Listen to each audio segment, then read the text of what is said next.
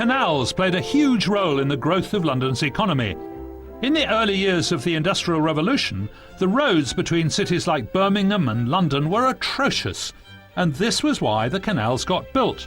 In its heyday, the waterways network covered over 5,000 miles and carried some 30 million tonnes of freight across Britain every year. In 1800, the Grand Junction Canal was opened, running from Brentford in London up to Braunston on the Oxford Canal. This was a sort of shortcut, because the old way from Birmingham down to London was to go all the way down the Oxford Canal and then down the Thames. This cut 60 miles off the journey, but it still took 4 days. Nevertheless, in the 19th century, the canals were the motorways of the country.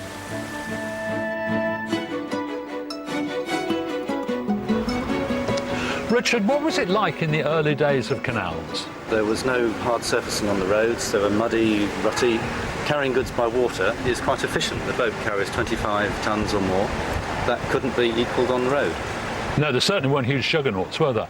But hang on a sec, they've got to pull this 25, 30 tonnes along. Yes. Was it men who did this? Before they built the canals in the 17th century, they did have teams of men towing boats, yes. But they later used horses and donkeys. But men could actually pull large loads? Yes. Could I pull this boat? You could do. OK, I'm going to give it a go. How much stuff have we got on here? We've got about 16 tonnes. 16 tonnes of sand. And you reckon I could pull it? And the boat weighs about 15 tonnes. Oh, so 30? But you can push the boat with one hand. Just lean on it. Huh. I'm going to try. OK, watch me.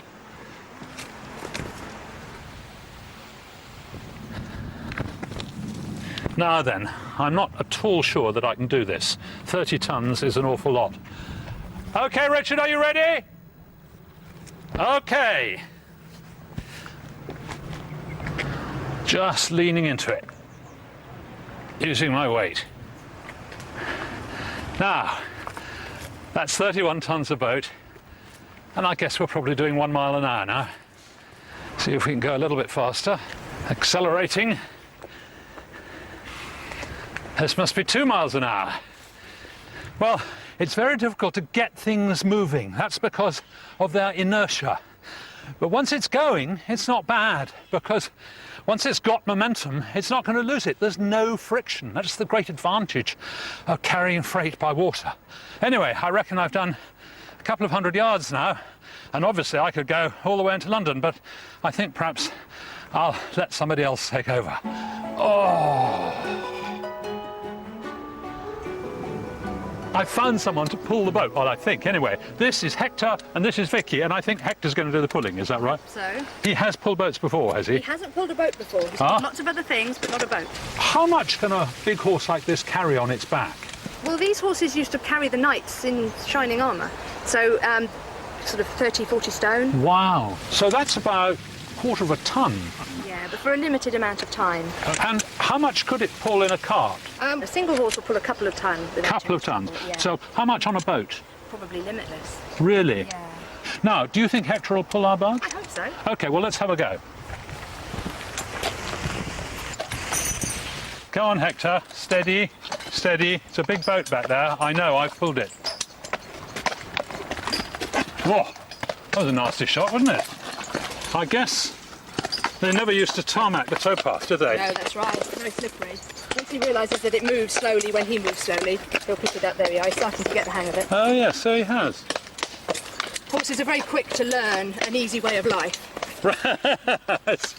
I thought they had very small brains. They have. It's wonderful to see how Hector's learnt this new skill.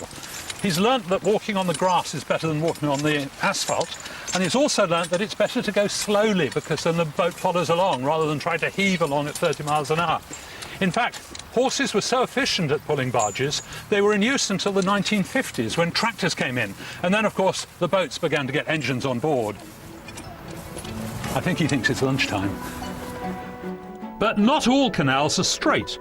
So what happened at the bends? You sometimes find a curious thing where the towpath goes from a straight bit like this and then has a kink. The horse has to walk round the corner here, pulling the rope, which therefore pulls against the stones on the corner of this brickwork. So they put up this iron post to protect it. Now, the rope's wet and it's got a lot of grit on it, and it actually wears these grooves in the iron post. Just look at these. Enormous. You could hide your finger in there. Just from a wet rope covered in grit, pulling over the years against this iron post. You can see these all over the canal network.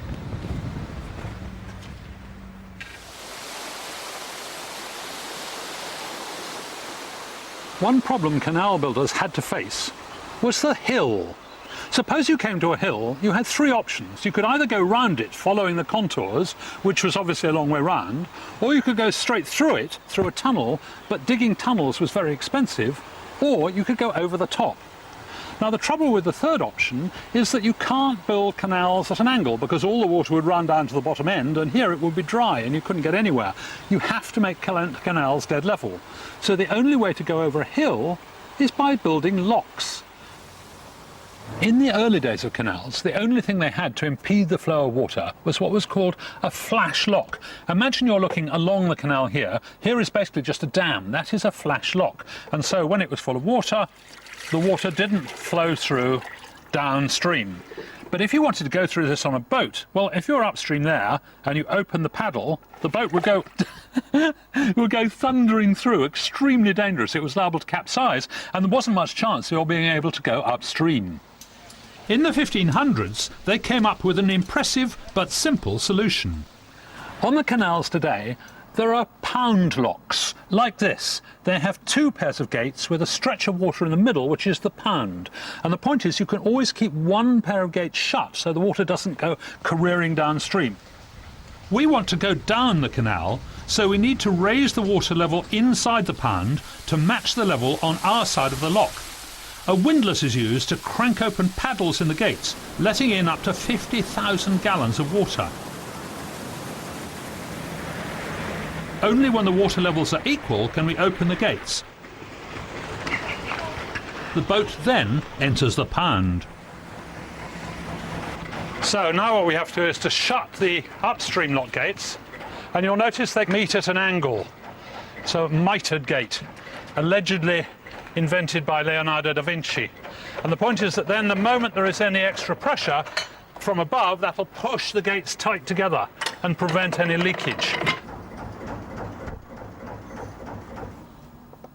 All right, now we have to get the level in the pound down to the level of the canal below. So what we do is to raise these paddles, because there are holes in the lock gates, and you can see the water goes streaming through, and the level here goes down and down until it's the same both here and here. And when that's the case, then we can open these gates, and then we could sail through into the canal below.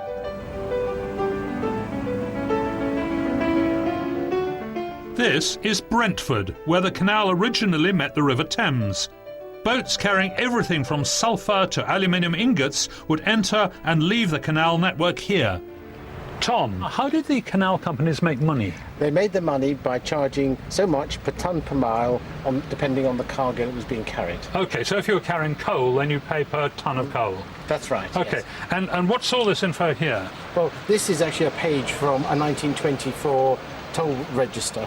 What's this sheep dip? Do they carry sheep on board? No. I see it's come from Berkhamsted. It's a whole boatload, 34.25 tonnes. It was probably being exported to somewhere like New Zealand. No doubt. Anyway, now how did they measure the tonnages? Well, each boat was gauged, so they would take it to a special dock. They'd put 1 tonne weights in, and every 1 tonne they put in, they measured a line. And then they would have great big documents, and each boat would have how many dry inches for what tonnage. So how do they measure the weights? Well, shall I come and show you? Yeah, terrific. OK, Tom, what can you measure with this rod? Well, with this rod, you can measure the number of dry inches. So the top is about 21 inches, I reckon? 21 inches, yeah. That's above the waterline? That's above the waterline. But what you normally did to make sure there was no cheating, you actually measured on 4 corners of the boat.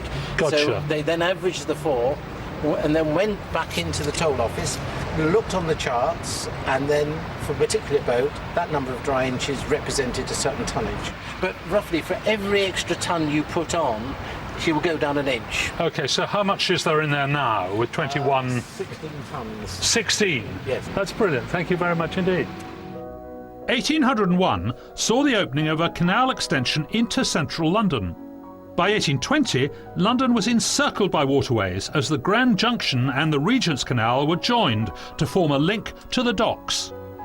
This is the Paddington arm of the Grand Junction Canal, bringing all that trade down from the north.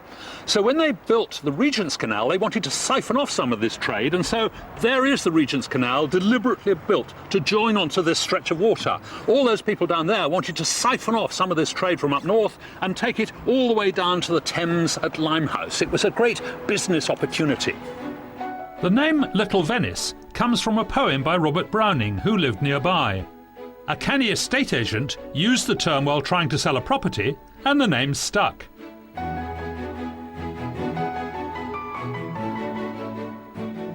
This area of London is very built up, so when they built the canal, they had to construct 3 tunnels.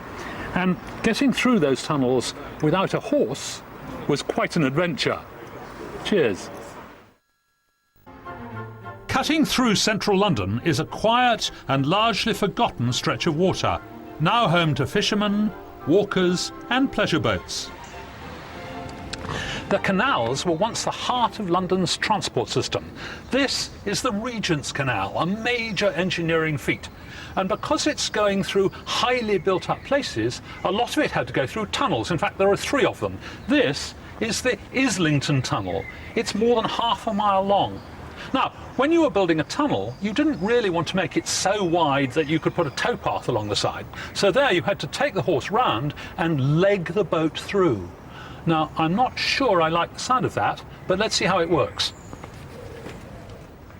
Now, Ed and Maggie, you're leggers, I think. Is that right? I think we've been volunteered to do that, yes. You're not going to leg this thing, are you? We certainly are. This is huge, this boat.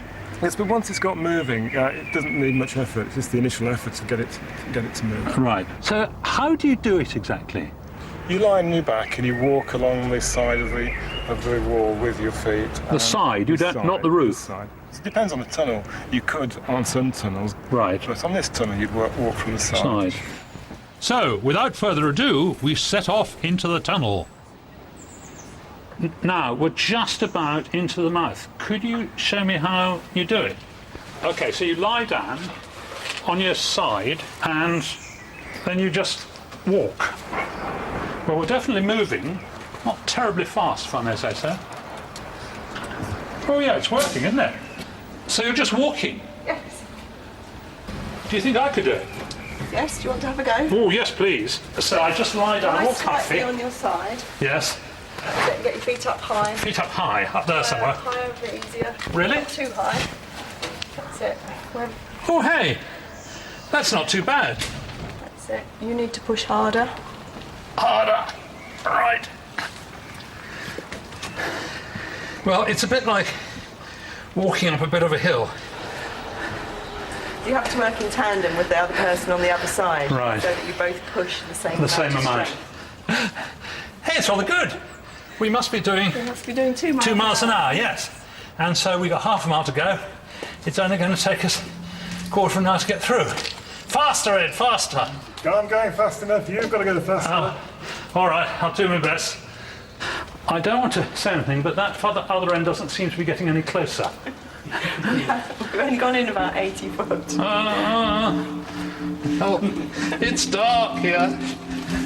I gave up after about 10 minutes, but it took Maggie and Ed another 20 to get through the tunnel. Luckily, 6 years after the canal opened, a steam chain tug was installed to tow the boats. Most of the traffic on the Regent's Canal carried goods from Limehouse docks. Coal from the north of England and cargo from abroad would be transferred from seagoing vessels to barges and narrowboats. This is Battlebridge Basin, just north of King's Cross. There were basins like this dotted all along the Regent's Canal with great warehouses, because this was where a whole mass of trade happened. Goods would come in by canal and go out by canal all over the country. And in this particular basin, there was one rather unusual form of produce. Right here, they unloaded vast blocks of ice cut from frozen lakes in Norway, and they brought it here to Carlo Gatti's ice house. These ice wells were built around 150 years ago and were in use for 50 years. They used to be 13 metres deep and they held 1,500 tonnes of ice. Absolutely amazing.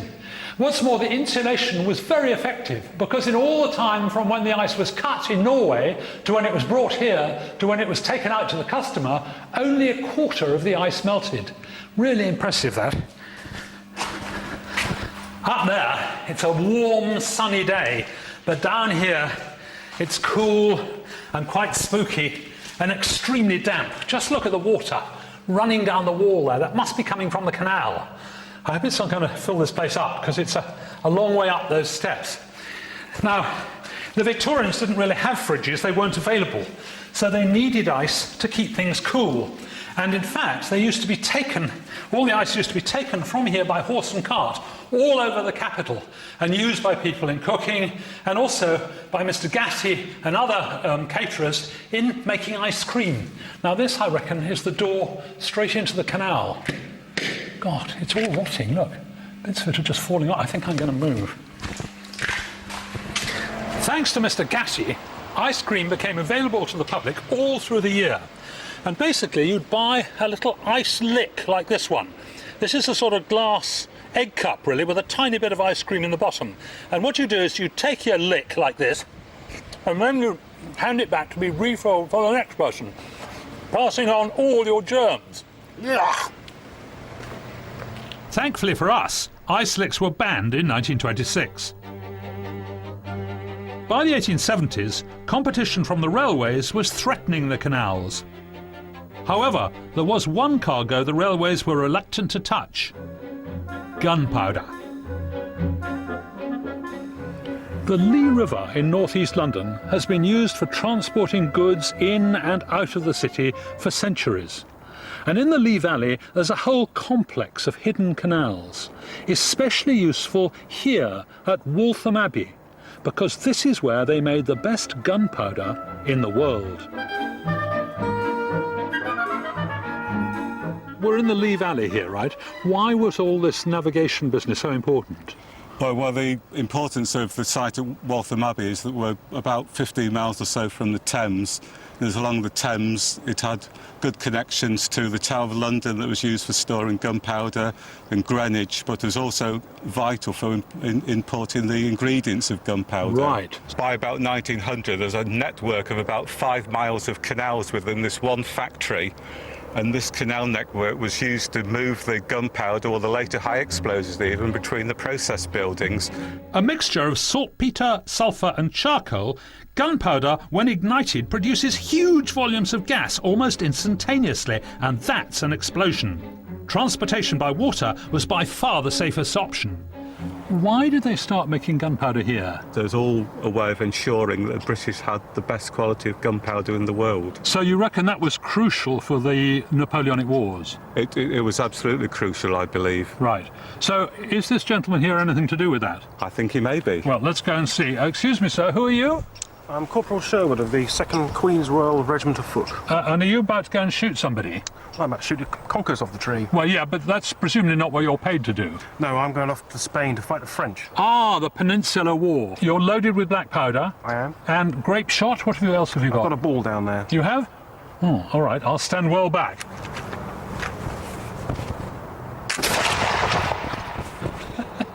Missed! Close. You frightened it. You certainly frightened the starling out of the back of the tree. Well, that's terrific. Thanks very much indeed, and good luck in Spain. Well, transporting the gunpowder by water was as safe as they could do, but it wasn't totally without risk. In 1874, the centre of London was rocked by an enormous explosion. In the early hours of one October morning, a barge, the Tilbury, was being towed along here in this deep cutting on the northern edge of Regent's Park. As it went under Macclesfield Bridge, the 5 tons of gunpowder on board blew up, and there was a colossal explosion. The whole of the top of the bridge was lifted off, rubble went heaving into the air, damaging houses hundreds of yards away. In fact, the keel of the barge, the Tilbury, was blown into the air with such force that it fell on a house and went all the way through to the cellar. All the residents came running out thinking there was an attack. The bang was so loud it was heard 20 miles away, and the horse guards came galloping up thinking there was an Irish insurrection. It's been called Blow Up Bridge ever since. These cast-iron pillars, made in Coalbrookdale and presumably brought down on the canals, actually survived the explosion, although they were knocked over. If you look here, you can see more of these grooves where the ropes from the barge horses wore their way into the iron. But have a look on the other side, and you'll see there are grooves here too. And obviously these were the original grooves, and then after the pillars had been knocked over by the explosion, they were put up the other way round in order to equalise the wear, if you like. In the 1930s, the canals were joined together to form the Grand Union Canal Company in an attempt to fight back against competition from road and rail. But it was too late, and the canals went into decline. The end of freight carrying on the canals came with the big freeze in the winter of 1963, and all the water here was frozen solid. No barges could move for 3 months, and all the trade simply evaporated. Luckily, more uses have been found since then, obviously recreational uses, and also on the towpaths. Down here, there are thousands of miles of electricity cables cooled by the water from the canal. It was thanks to the efforts of enthusiasts that the canal's fortunes have been slowly revived. These once commercial waterways are now welcoming recreational use. When the canals were first built, nobody wanted to live anywhere near them because they were regarded as a grubby arm of industry. But now there are masses of pleasure boats, and living by the canal is highly desirable. And in fact, these houses are exceedingly exclusive. Even a mooring here costs something like £7,000 or £8,000 every year. Mind you, I wouldn't mind living here. Perhaps I could just sneak in between two of these boats.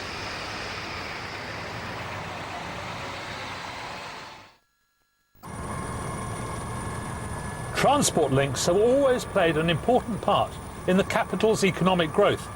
These days, London does much of its business on a global level, and its international status as an economic power depends on its airports, the gateways to the rest of the world. Finding space for an airport near to a big city is never going to be easy. But somehow today, London has no less than 5 major airports, which handle some 130 million passengers every year. How did this come about? And how can we cope with increased capacity in the future? This is Heathrow, the world's busiest international airport.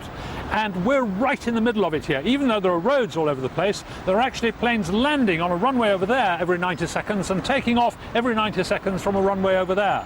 The reason it's so cramped is that when it was built, London was already the world's biggest city, and there wasn't much room for 2 4,000-metre runways, so they had to cram it all in together. Heathrow may be the capital's biggest airport, but it wasn't opened until 1946, and that was almost 30 years behind London's first one, which was in the savage outback of Surrey. Croydon now seems an unlikely place for the capital's premier airport, but back in 1917 it was ideal. This is the original site of Croydon Airport, and if you look, it started over there, and the reason was they needed a long run into the wind to take off. Okay, those propeller-driven planes weren't terribly powerful, and if you go into the wind, you get more lift and you take off more easily. Now, in this part of the country, well, indeed, in this country, the prevailing wind is from the southwest. It's towards those big bushes over there, and therefore they would have wanted to go that way, so they needed to start over there and come into the wind. And we can just check and see where the wind is coming from by using a wind sock, which was how they used to do it. And indeed, you still find wind socks on airfields today. And the wind blows in and pushes it away, so you know the wind's coming from that direction. And it's slightly to the west of southwest, but very close. And because there's a weight in the end, then if it's not blowing at all, it hangs down. If it's blowing incredibly hard, it's straight out. And we've got, well, it's a fairly strong wind today. You certainly take off very easily indeed. And they take off more or less straight down this track here. So this is our runway. Now, the question is, will it fly? I think it's a bit dodgy in this wind myself. Looks like sort of force 5 or 6 to me. But I reckon if we...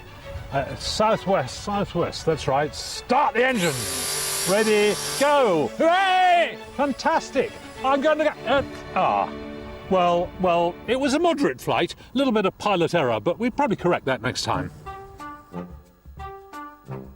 The southwesterly runway and its proximity to central London were to make Croydon Airport a major success. Flights from here went all over the world. Well, to Paris, Amsterdam and Rotterdam to begin with. It soon became the country's official customs airport, dealing with all international flights. The age of air travel had begun. In 1928, the airport was getting busier and busier, and they built this new terminal 1.5 miles away. Isn't it fantastic? This was state-of-the-art, and Croydon was by then the busiest airport in Europe. They even built an airport hotel. Look, the Aerodrome Hotel. All the poshest people stayed there. George VI, Douglas Fairbanks Jr., Merritt Pickford, Amy Johnson, Charlie Chaplin, you name it. They had wonderful views of the airfield, and crowds used to gather on the roof. They had to specially strengthen the roof to take the crowds.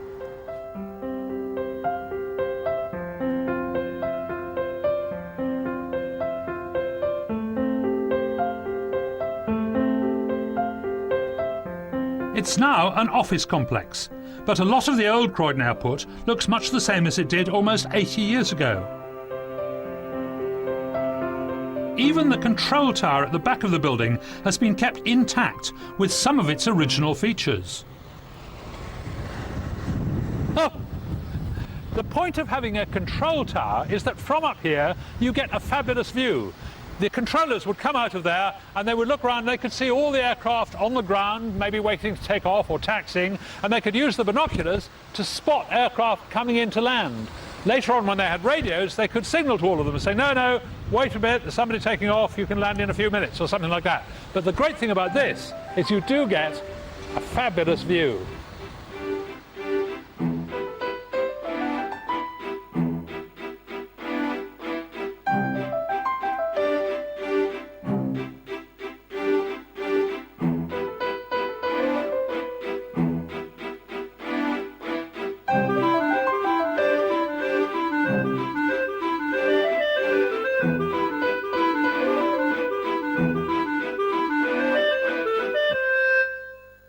And this is the control tower, and this is where the controller sat. And basically, air traffic control began here. In the early days, they didn't have radios or anything, and they used to fly, well, by landmarks. They used to fly along roads or along railway lines. And in 1922, there was a terrible crash because 2 pilots were flying along the same railway line in opposite directions, and they ran head-on into one another. And so then people realised they had to have rules for flying. And one of the simple rules was that if you were going to follow a road or a railway line, you kept 100 yards to the right of it. So if you were flying this way, you'd keep 100 yards to the right. Flying this way, you'd keep 100 yards to the right, and then you'd miss one another. And really, air traffic control began here at Croydon. In fact, the very first air traffic controller here, who invented a system for following each flight with a slip of paper in a little wooden frame like that, was a chap called George James Horatio Jetts. And look at that, he's got Air Traffic Control Certificate number 1.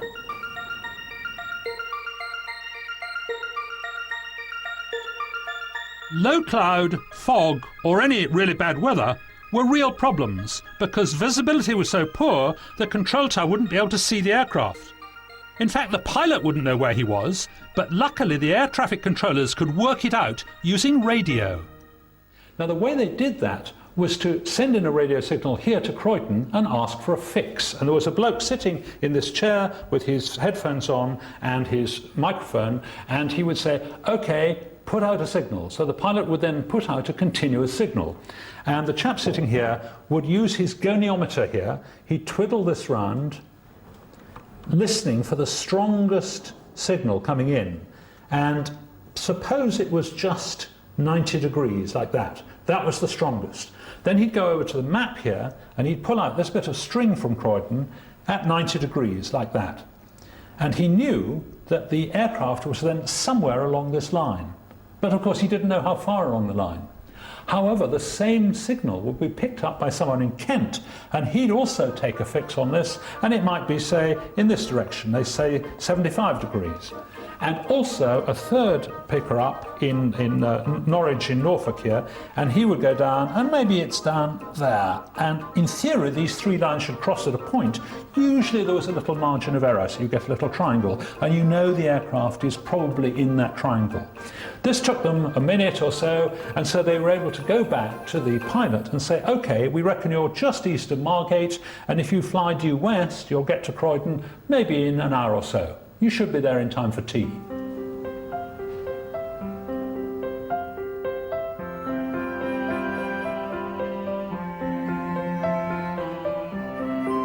By the end of the Second World War, aircraft had got bigger and heavier. And because there was no room for expansion, this was the beginning of the end for Croydon International. Sadly, none of the big aircraft that flew out of Croydon carry passengers anymore. But there is one smaller one, and they tell me that it's airworthy. This is Barry Hughes, and this, I think, is a de Havilland Dragon Rapide, is that right? De Havilland Dragon Rapide, yes. So, did these things fly out of Croydon? These aircraft were traditionally built as a passenger aircraft, and yes, they first saw life out of Croydon. They'd done such routes as trips over towards Paris. They'd also do more local routes to the Channel Islands. And who would have flown? Normal members of the public, probably slightly more affluent at the time. That Rich. Rich, yes. To travel the world and see the sights of Europe. I guess if you wanted to hop over to Paris for the weekend, you must have been rich, mustn't you? Yes, at the time. Anyway, now, can you really take me up in this? Yeah, it's no problem at all. I've been flying the aircraft for about 7 years now. Ah, all right, good, good. How old is it? The aircraft was built in 1943, so it's just 43. 1943. That's the year I was born in. Well, I hope it's not feeling as old as I am. Okay, so do I just climb in here? Yeah, if you just climb in, and if you'd like to take a seat behind me, the pilot's cockpit at the very front of the aircraft. I thought I should have a go myself and see what it was like for those affluent globetrotters of the 30s. Ah, here we go. Take off. This is the scary bit. The very last plane to fly out of Croydon Airport took off on the 30th of September 1959.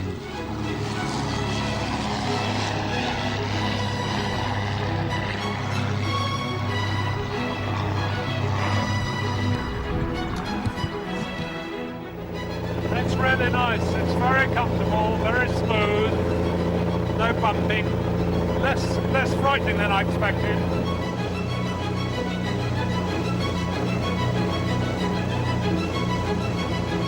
It may have been the rise of Gatwick and Stansted during the war that weakened Croydon as a viable airport.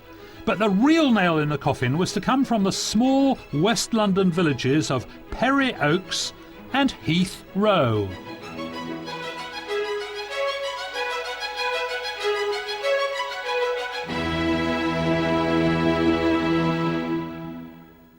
Airports and the aviation industry have not only affected the economy, the culture and the global standing of London, they've also helped to shape the landscape of the capital. In 1944, the government studied the needs of post-war civil aviation and found the existing facilities were somewhat lacking. The land surrounding a small aerodrome based in the hamlet of Heath Row was laid with enough concrete to build a road from London to Edinburgh, as Britain's largest ever engineering project became the new London Airport. This proving flight starts off from Heath Row, which will be the future civil airport of London. And it takes off from the finest runway in the world. Once the Second World War was over, a master plan was developed to build terminals and an air traffic control tower, although construction didn't actually start until 1951. However, the technical advances in the aircraft during the Second World War led to some important milestones in commercial passenger aircraft. The jet age took off from Heathrow in 1952, when the world's first turbojet, the British-built de Havilland Comet 1, flew from Heathrow on a scheduled flight to Johannesburg. The Comet was a huge leap forward in technology. Never before had a passenger aircraft been designed to fly so high and so fast. And the engineers who designed and built it were wrestling with new materials, new concepts, new production methods, and they didn't even have computers. Fantastic. The future of the British air industry looked bright, and BOAC, who operated and maintained the Comets from Heathrow, were viewed as a seriously cutting-edge airline. But it was not to last. The fantastic success of the Comet came to an end after 2 devastating crashes. I met Chris Giles to find out what happened. What went wrong with Comet 1? Well, what happened was, in the early days, the knowledge about materials and fatigue wasn't known. So the stresses on certain components, like the rivets here. So it was the rivets? What would happen is a rivet hole has a high stress area, and after the fatigue, the cracks would propagate from the holes of the rivets out to the next weakest point and then just carry on, and the pressure of the aircraft would open it up like a tin can, really. So it just sort of unzipped and then exploded. Terrifying. In a way, it's a pity being the pioneer, isn't it? Because if you make mistakes, it's much harder to remedy and you suffer all the consequences. A major aspect of air safety is pilot training. And in August 1953, BOAC started training pilots on the ground using a brand new flight simulator. At Heathrow today, it's got a lot more advanced. This is a state-of-the-art simulator. You can see the whole thing's moving around like mad. It's sitting on 6 hydraulic legs, which can move the whole thing in any direction. So they can go up to take off, down to land, bank, and all this sort of thing. They feel all the G-forces you'd feel when you're flying the real aircraft. It is wonderful to have 6 tons of machinery being tossed around like a toy.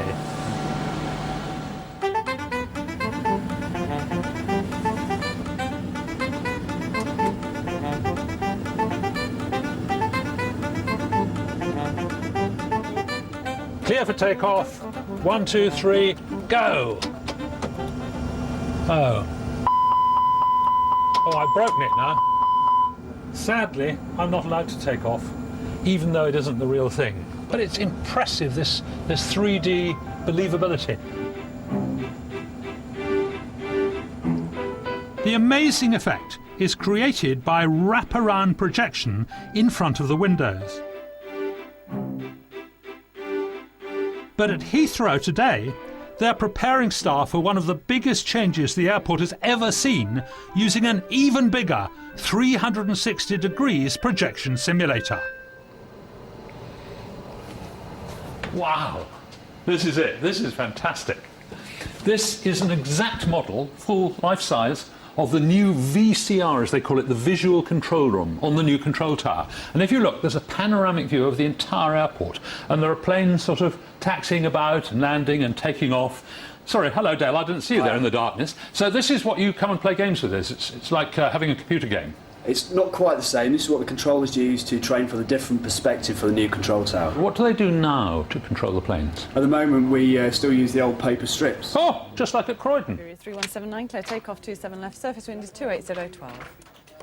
That's amazing. So it literally is a piece of paper stuck in a piece of plastic. You're still using this stuff from sort of 50 years ago? Very, very simple. The orange holder for the inbound airplane. Oh, and blue for the... Blue for the outbound. Takeoff. That's OK, right. smashing. Well, what about the new one? The new stuff, is that going to be easy? It'll be just the same. It won't be any easier or more difficult. Right. But we'll have electronic flight progress strips, which will make sharing of information a lot simpler. OK. Oh, can I put the headphones on? Better have. Good. Ah, so what we've got here is a replica of that old paper strip. That's right. And by touching on the screen, it replicates the movements that we do with the old strips in the old control tower. How amazing. I mean, I would have thought you'd have some sort of fancy new thing. You're just replicating the old, you know, Stone Age It's a tried stuff. and tested method. Yes, OK. Speed red 125, line up, runway 27 left. So you can see the aircraft is pointing down the runway. Oh, yes. Speed red 125, cleared for takeoff, runway 27 left. Oh, he's going. He's rolling. There, he's off. Hooray! I got a plane into the air. I wonder if he ever got anywhere. This is the Visual Control Room, or VCR, of the new control tower. It was built off-site so as to reduce disruption of the airport operations. Late at night, while the airport was not being used, the 900-ton structure was wheeled into place and carefully positioned over its foundation.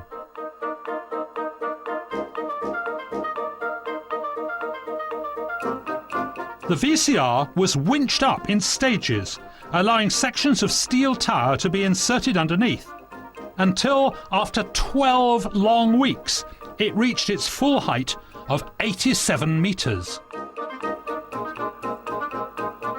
The completed control tower was then lowered onto its permanent foundation next to Terminal 3 and surrounded by aircraft stands and taxiways, right at the heart of Heathrow Airport. And this is it. This is the new visual control room, the new control tower, built by the Richard Rogers Partnership, who also built the Pompidou Centre in France and the Lloyd's building in London. Oh yes, and the Millennium Dome. And it's 87 metres high, nearly twice as high as Nelson's Column. With the result, you get the most fantastic view from here. It's huge, great big windows you can see around the entire airport. And if you look here, there's a plane just taking off. It's Kenya Airways. It's off to Nairobi. Wow. It looks much too heavy to get into the air.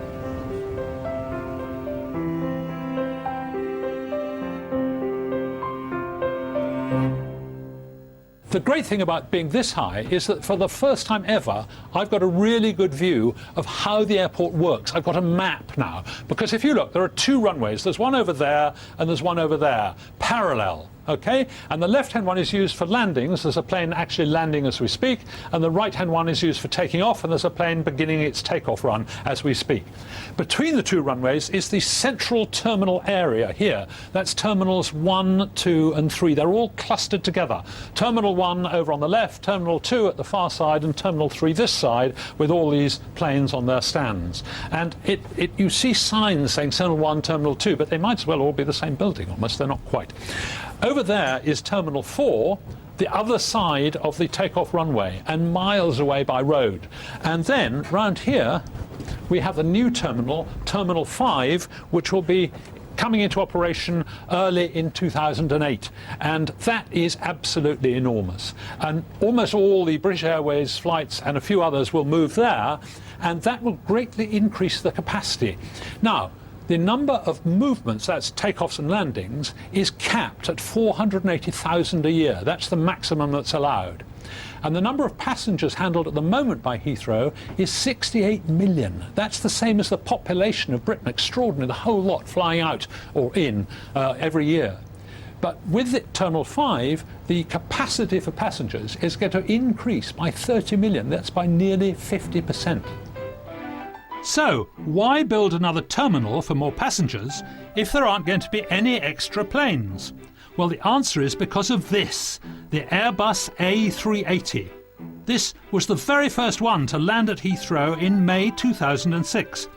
It carries at least 550 passengers. That's 300 more than a standard plane and 150 more than the already huge jumbos. Will extra passenger capacity be the way forward for air travel, rather than the high speeds of Concorde or the spacious luxury of the early passenger aircraft? Who knows what the future will hold? Airports make London one of the world's leading cities. They're a vital economic force, generating £5 billion every year, and there's little doubt that their economic importance will continue to expand. But they're not universally popular. Airports have always generated opposition from people who live close to them, and there's no doubt at all that aircraft are noisy, polluting beasts. So the future expansion of London airports is bound to be controversial. Adam is back at the same time next Thursday, but in the meantime log on to thehistorychannel.co.uk and check out How the London Was Built podcasts.